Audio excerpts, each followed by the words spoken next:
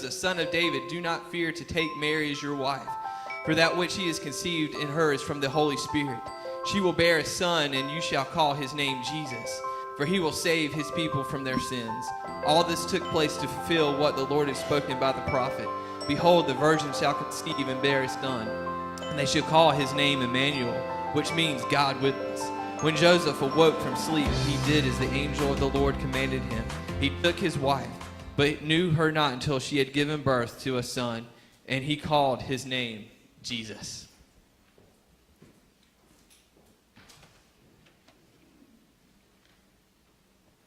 Yeah, yes. Oh, I'll have it done in no time. You know that. I'm the best craftsman around. You understand that. Check back this evening and I'll have it. It'll be perfect, I guarantee. Thank you. Good evening. Oh, well, greetings. Merry Christmas. Merry Christmas. Look at this. It's a masterpiece for sure. Just one little thing to do and I'm ready.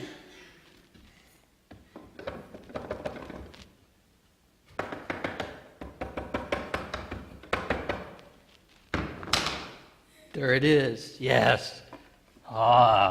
Look at this. It is a masterpiece, don't you think? Oh, it is beautiful, don't you think, children? And it reminds me of you a lot. I tell you, I am a craftsman, a carpenter, some would say, but I prefer craftsman. And there was a time where I would never spend time on such trivialities as a manger. It's insignificant, I tell you, but you learn things. And I learned that very insignificant seeming things sometimes can change the world. That is the case with this. Well, pardon me, I've been inconsiderate. I've come here and began conversing with you, have not even introduced myself. I am Joseph. I really am.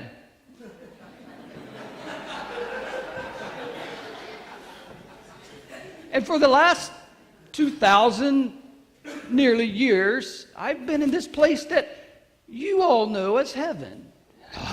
I can't tell you.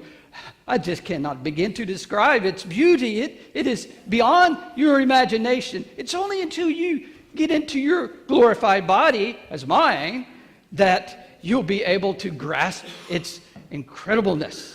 It is indeed amazing. And I've been sent here on this day to tell you about the Christmas that I remember, and oh my, do I remember it well. It was the first Christmas.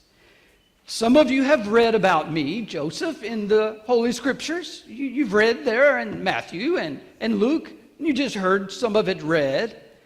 And I know how you are, how you feel about the first part of Matthew and the genealogy, and that is so laborious to read and look into. It is, isn't it? And so begot so-and-so, and so begot so-and-so, and it goes on and on and on. But I tell you, it's important. It is so very important, especially to us, the Jews. For it shows us where the Messiah would come from. It speaks of King David, it does. And that the Messiah would come from the line and lineage of David. And it is so very important. And if you begin to read and continue to read, you will see that Joseph is from the line of David. King David.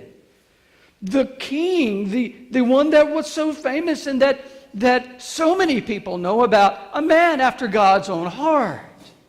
Now, mind you, I was not nearly as famous as my one in my line, my family member, the king, and so forth. But I was a smart man. I was a just man. I was intelligent. I did not have the fame that he had, the notoriety, the servants, and I made a very meager living as a carpenter, a craftsman. Yet, I was still intelligent, and I loved to read. Oh my, I love to read, but back in my day, it was difficult to find anything to read. I think the iPhone was still in the development stage, and we didn't have Kindle and so forth yet. But I still loved to read. It was marvelous. So we were relegated to the scrolls. Once in a long while, we would find someone that had a scroll of the Old Testament, the Old Covenant, as I like to call it. And there we would read and we'd soak it in. And I understand today that you have thousands of copies of these scrolls. Maybe your family has multiple in your home. But I tell you this, we would love to read it constantly, consistently if we had that opportunity. And then often we would go to at one time, the tabernacle, but then the temple, and we would hear the rabbis expound the scrolls, and they would tell us about the Messiah, about the Redeemer that was to come. Oh, it was so exciting. This is the theme of the scrolls. Everywhere it pointed to this Redeemer, this one that would come and save us from our sins. I understood clearly that I was a sinner, that mankind were sinners by nature, and we desperately needed someone to come and help to redeem us. And this was a sweet story to the Jewish people, for we had heard it for generations upon generations. My father, my grandfather, my grandfather's grandfather, and so forth would tell us about the Redeemer, the Messiah that was going to come. And we waited with great anticipation. Oh, I remember hearing and reading Isaiah, the prophet, who called him the Prince of Peace, the Wonderful Counselor, the Everlasting Father. Oh, I could not wait. It was so exciting, and this is the theme that I constantly heard. And in hearing those words and reading those words, these two thoughts continually came to my mind. Providence and trust. Providence and trust. I could not get away from those words, for when I heard the scrolls, I would think of those things. God was doing something. And if indeed God is holy and just, if He is sovereign, then I can trust Him. So I began to live my life with that in mind. I tell you, I had times to doubt, I think, for things would happen in my life. There were difficult things. They were hard to deal with. Things would happen in our nation, in our country, as you call it. And they were difficult to deal with, but time and time again I would go back to those two things, providence and trust. So I would trust the sovereign God. But I tell you, something happened to me that shook me to my very core and made this thought of providence and trust difficult to do. I must back up a bit and tell you about my life. For you see, I was building a living out of crafting things. I was a carpenter by trade, and I was working hard. I was a hard worker, and people would come from miles around for me to construct things for them. They knew I considered myself, as I said, a craftsman or even an artisan. And I was beginning to put away some money when I met this girl. Oh my, I think in today's, when I looked at her in today's vernacular, you would say, va-va-voom. She was a looker. And sweet, oh, she was beyond my description. I tell you, she was faithful, she was just, she was humble, and most of all, she loved God. Oh, Mary loved God above all. And you understand, especially you children, that's more important than anything, that you love God. So I could not have found anyone any better. So we were engaged, as you would call it. We were betrothed to each other. Oh, we had plans, I tell you. We would sit and chat for hour after hour in public, of course. And we would look at where to live and how to plan our lives together and have the the quintessential Israeli dream is what we called it. And we were excited.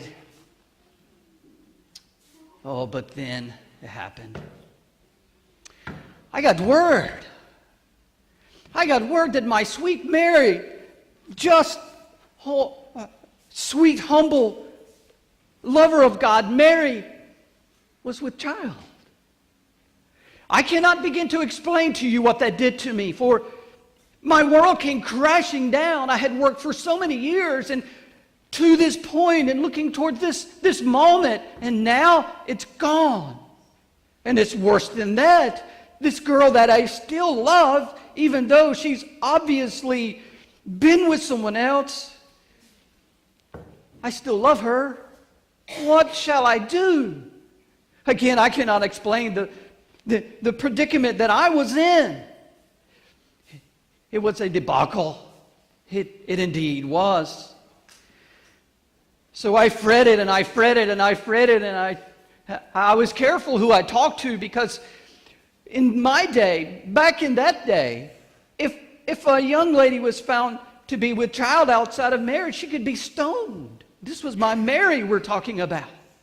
So I fretted and then decided to, because I'm a just man, to put her away privately, to divorce her and put her away privately, and try to make the best out of this debacle that I possibly could. And somehow, over time, maybe time would heal and I could start again. I could get back where I was and find someone else and honor God that way. And I pondered and I pondered and I pondered, and ultimately, as I said, decided to put her away privately and divorce her. And it ripped to the core of my being. And I was resting one evening there upon the rooftop, as we often did, and you will not believe what happened. I tell you, you will not believe it, although you have read about it. I had dozed off, and there, as if it was happening, I know you've had dreams that you felt were real, but you can't imagine how realistic this was. Oh, this angel, this being that was magnificent, came to me, a humble carpenter, one who worked for a meager living, one who had no notoriety. Yet here was this heavenly being speaking to me. And he said the most amazing thing. Basically said, Joseph, do not fear to take Mary as your wife, for she, the child within her, is conceived of the Holy Spirit. The Holy Spirit.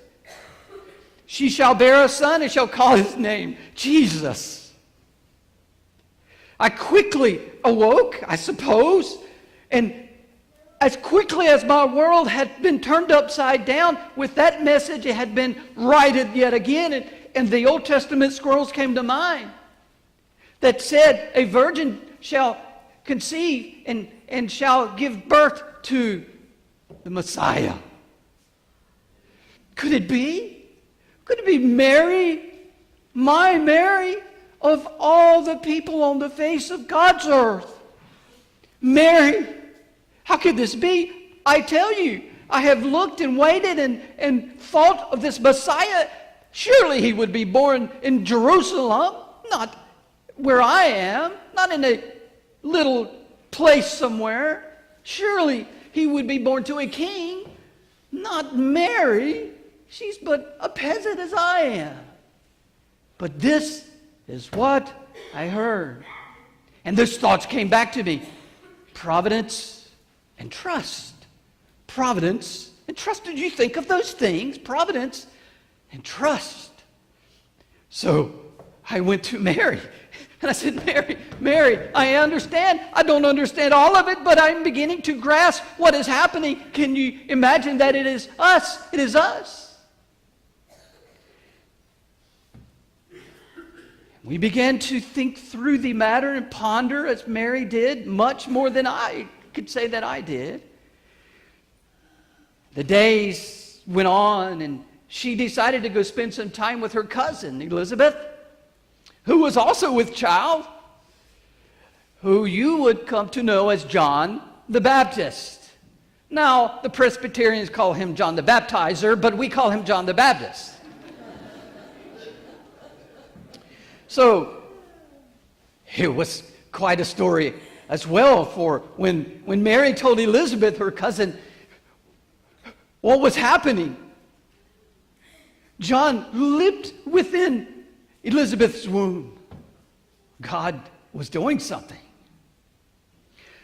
It was not long after that Caesar, good old Caesar Augustus, sent out a decree that all the world should be taxed, all the nations should be taxed, a census. And he instructed all of us to go back to the city of our families.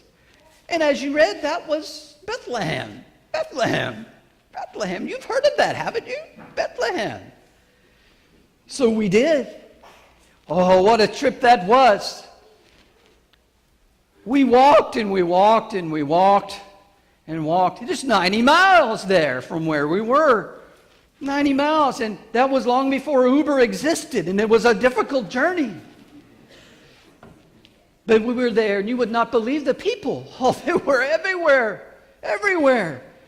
Why, if you had visited Walmart yesterday, you would understand. I could not believe the people. And we asked here and we asked there, and there was simply no room anywhere but providence and trust. Providence and trust. God prepared a way. He did. God did this. And He found us a very humble place to stay. She was great with child, I tell you. And as I like to say, not only was she great with child, but she was with great child. They put us in this place where the animals ate. The animals. What? But this is the King. This is the Redeemer.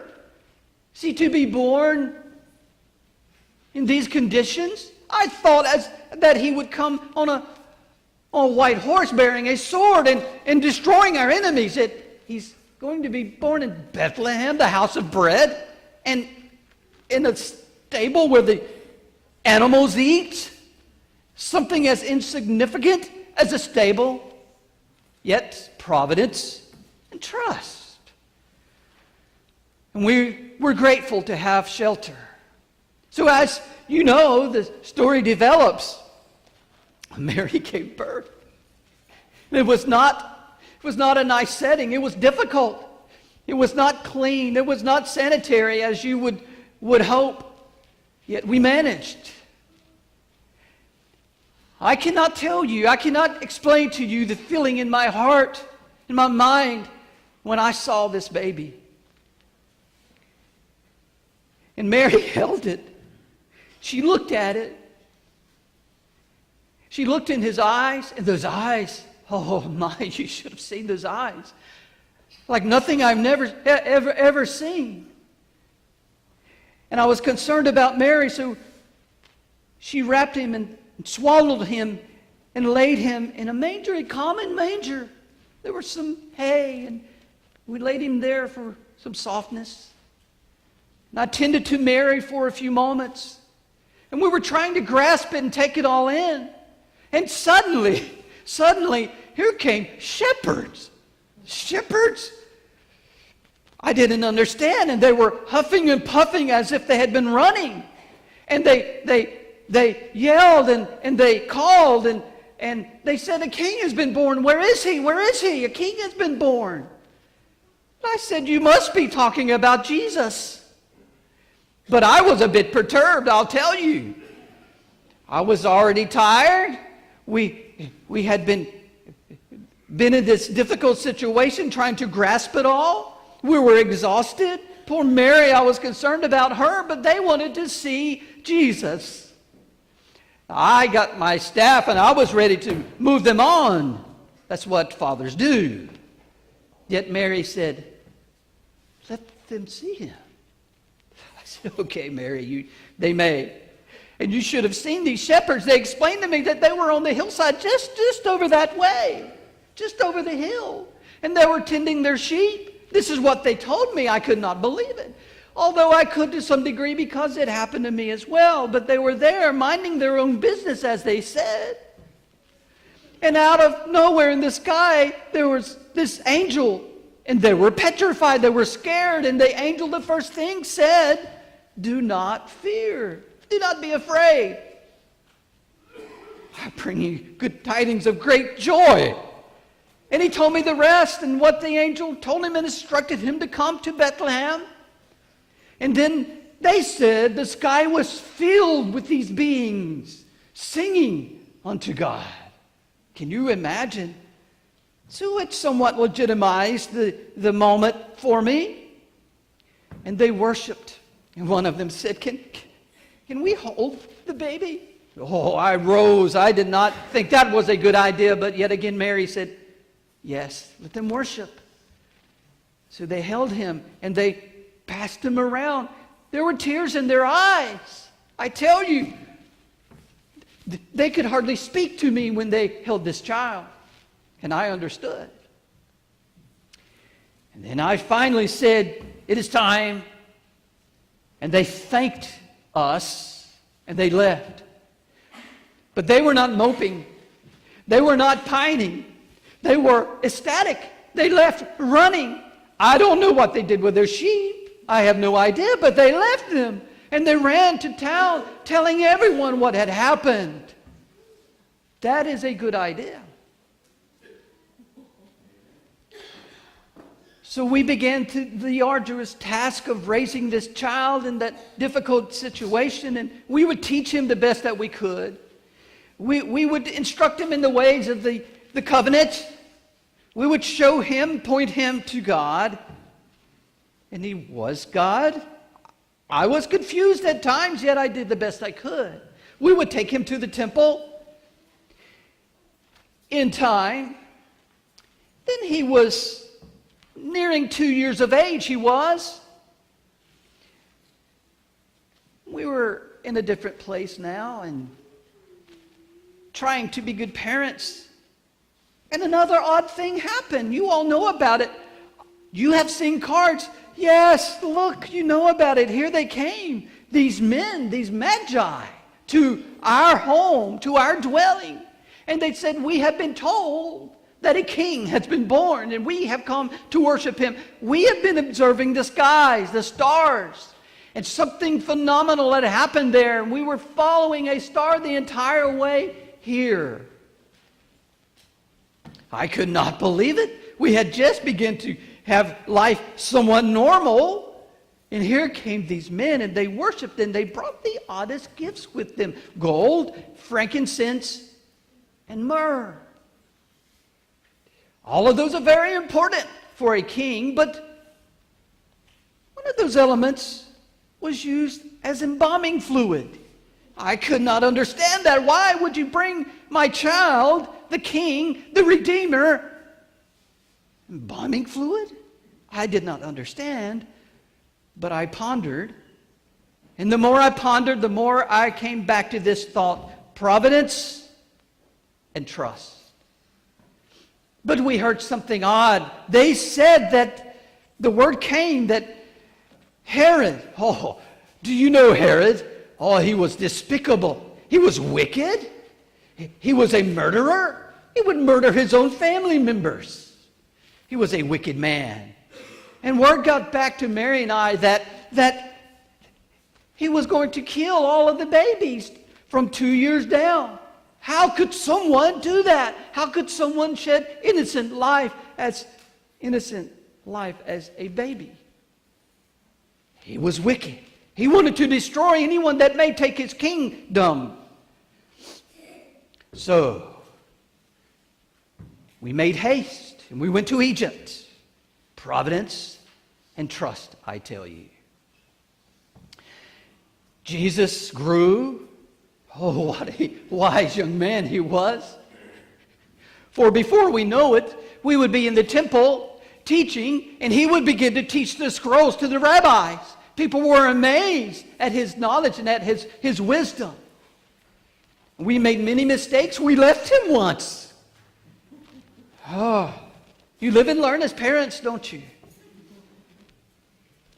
He was about his Father's business. And he grew and he grew. And I somewhat was out of the picture in a sense, more tended to focus on Mary. That was okay with me. I do not like the limelight. Neither does Mary. That is good for us to remember. And I dread in one way to tell you the rest of the story. For although I was just a stepfather, an earthly father, a legal father, I suppose you could say, this child was more to me than you can imagine. And he grew and he grew and began to do miracles, began to do things that you can't fathom, things that were beyond the natural, and people began to follow him here and there and wanting him to do miracles for them, heal them, turn the water to wine, which he did, things of the sort. And this went on for some time, 3.5 years. But then it happened. Everyone turned on him. Everyone. At one time they were bowing down before him and following him, could not get enough. And then they turned on him. They began to accuse him of blasphemy of all things. This holy child, the Redeemer, the promised one, began to accuse him of blasphemy. Oh, the religious leaders are the ones that did this. They were the leaders in all of this. The Pharisees, the ones that felt as if they could please God by their works. And Jesus clearly told them, no, it's your heart. It's a change from within, not from without. There's nothing you can do, Jesus would tell them. He would say, you must be perfect as your Father in heaven is perfect. That was the standard, and no one could keep that, even the Pharisees. So it harkened back to the Old Testament scrolls, the Old Covenant. It harkened back to the sacrifices that were given and pointed to the coming Redeemer, and Jesus was him. And this built and built and built, and Jerusalem was like a riot. And you know the story, I'm afraid. For they beat him. Mary was so distraught. They bruised him. They placed a crown of thorns on his head, pressed him down. He was bloodied. He was bruised. They whipped him. They plucked his beard out. They slapped him. They mocked him. They put him on trial. Jesus would never sinned, never done anything wrong. They did this to the Messiah. Providence and trust. Providence and trust. And ultimately, they put him on a cross. They nailed him there, and they lifted that cross and placed it in that hole they had prepared. And he jarred as it was put in place. And he hung there for hour after hour. Finally, he said, it is finished. It is finished. Now, many of them did not know what that meant. There was an earthquake when he said that. An earthquake, and in the temple, the Holy of Holies, the curtain that was there was ripped from the top to the bottom. You understand what that meant? It meant that we had access to the Holy of Holies. We had access to God the Father through His Son, the Messiah. What a thought. Providence and trust. Providence and trust. Trusting in God's sovereignty and what He did. Trusting in that. But it was hard, I tell you. They placed him in a borrowed tomb, for he had nothing. They placed him in a borrowed tomb. Although I had taught him the things of carpentry, and he was a master carpenter, and still is, by the way. Although he focused more on people. than his career. He had nowhere to be buried, so they placed him in this borrowed tomb. And people hung their heads, his followers, his disciples hung their heads. They were distraught. There was no hope. I tell you, you may have been in a hopeless situation before, but nothing ever like this. For their Redeemer, the Messiah, was dead. They had placed all their hope in him, and now he's gone. He's gone. But that is not the end of the story, is it? And you know this. For 3 days later, just like he had said, he came to visit them. He found them. And he said, I'm alive. And he had defeated death forever. Our greatest enemy, he had defeated it forever. He had performed everything that needed to happen to secure salvation. This is the story that I remember. This is the Christmas that I remember. Jesus the Messiah. I do not know why he chose me to be this close to the story, but I'm grateful. Providence and trust. I trust in his providence, his sovereignty, that he has a plan, and that plan came to fruition. I do not know why he chose Mary, little humble Mary, yet he did. And the question arises quickly. Do you know him? Do you know Jesus? Have you trusted in him and all that he did in God's sovereign plan? Have you trusted in his providence? Or are you like the Pharisees who believe that you can do enough to have a relationship with God? Oh, don't go there. Don't be as the Pharisees. Be as Mary. And in whatever situation, even though it's much larger than her, much bigger than her, providence and trust. I tell you, Mary didn't know everything. There's no way she could have. She was natural as I was. Yet she trusted. And I asked often, Mary, did you know this was going to happen? Did you know these things? Did you know that the Messiah would come through you? Did you know that he would live a perfect, sinless life and redeem his people from their sins?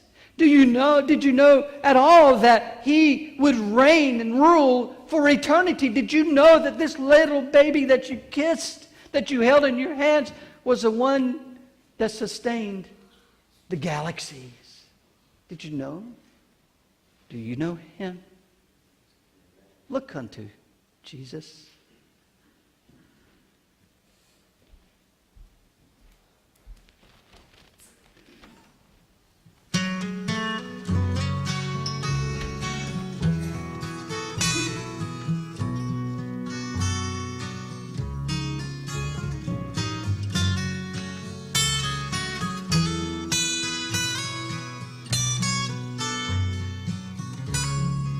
Mary, did you know your baby boy will one day walk on water? Mary, did you know your baby boy will save our sons and daughters? Did you know that your baby boy has come to make you new? This child that you delivered will soon deliver you. Mary, did you know your baby boy will give sight to a blind man? Mary, did you know your baby boy will calm a storm with his hand? Did you know that your baby boy has walked where angels trod? And when you've kissed your little baby, you've kissed the face of God.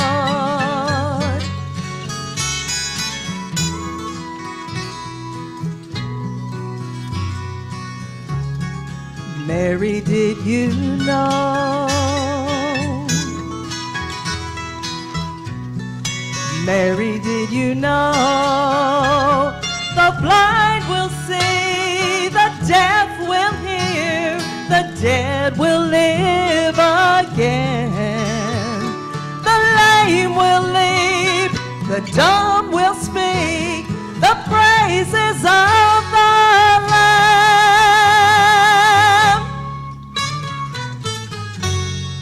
Mary, did you know your baby boy is Lord of all creation? Mary, did you know your baby boy will one day rule the nations? Did you know that your baby boy was heaven's perfect lamb? That sleeping child you're holding is the great I am.